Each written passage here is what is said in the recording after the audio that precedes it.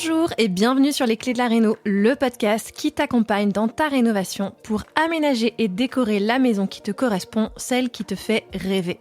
Avec cet épisode, tu t'apprêtes à écouter un extrait d'un épisode passé. S'il t'a plu, je t'invite à retrouver l'épisode dans son intégralité dans les notes de cet épisode. Et retrouve-moi aussi sur Instagram, c'est tout simplement Les Clés de la Réno pour apprécier en images ces partages de bonnes astuces et d'inspiration. Bonne écoute!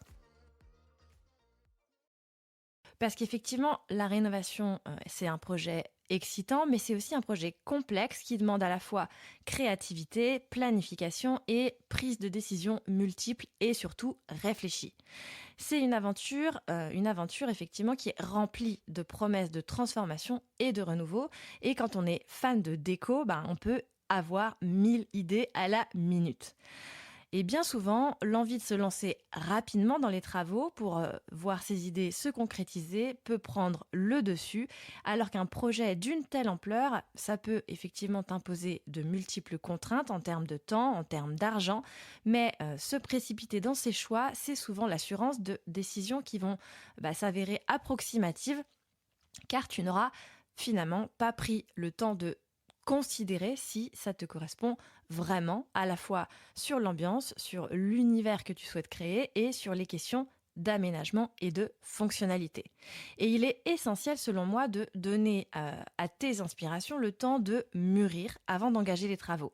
Car un projet de rénovation, ça peut être long et il ne faudrait pas non plus que tu changes d'avis en cours de route. Et cette maturation de tes idées doit pouvoir transformer ton projet de rénovation en un investissement qui soit finalement rentable et durable pour que tu n'aies pas à regretter tes choix et pour obtenir un résultat final dont tu seras fier. L'avantage, c'est qu'un tel projet, effectivement, ça va te laisser le temps pour cela.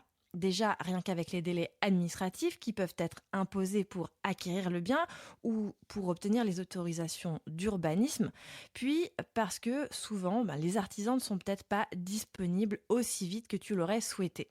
Et plutôt que de voir le verre à moitié vide, j'ai envie de t'inviter justement à voir le bon côté des choses, parce qu'avoir ce temps est en réalité une véritable aubaine pour ton projet.